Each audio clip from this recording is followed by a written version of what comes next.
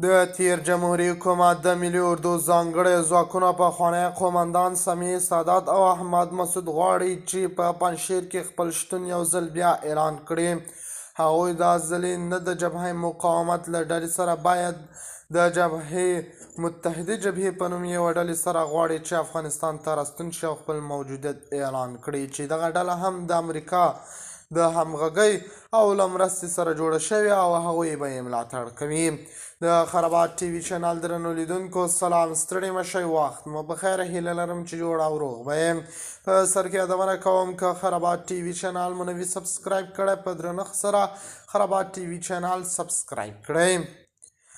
د دغه متحده جبهې مشر سمیع سادات دی. هغه وایي په واشنګټن کې د افغانستان د متحده جبهې د پرانیستن په مراسمو کې ویل، موږ افغانان متحده جبهې په نوم سیاسي حرکت پیل کړ تر څو په افغانستان کې د حکومت د سمون لپاره خپل هوډ څرګند کړو.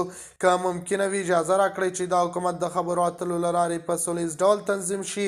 اجازه راکړئ چې طالبان په ټاکنو کې برخه واخلي، خو که دوی ټاکنو ترسره کېدو اجازه ورنه کړي د زور واک به یې ورسره انتخاب او اړین وي. که څه هم د افغانستان متحده جبهې یو سیاسي غورځنګ اعلان شوی، خو سمیع سادات د جزئیاتو له ورکولو پرته وسله والې مبارزې ته د چمتووالي خبره هم کړې ده. د اعلامیې له مخې یاده جبهه د افغانستان نسل د ځوانانو د مشرانو د یوې ډلې لخوا جوړه شوې وه. د طالبانو د حکومت ویان ذبیح الله مجاهد او بلال کریمي په دې اړه د ازادۍ راډیو پوښتنو ته ځواب نه دی ویلی، خو د طالبانو حکومت له دې وړاندې ویلي ول چې د تیر حکومت سیاستوال ازمویل شوي او تمه نشته چې د افغانستان د خیر لپاره به کومه پرېکړه وکړي. د خرابات ټي وي چینل درنو لیدونکو دا و زموږ ته د مهال چمتو کړی خبر.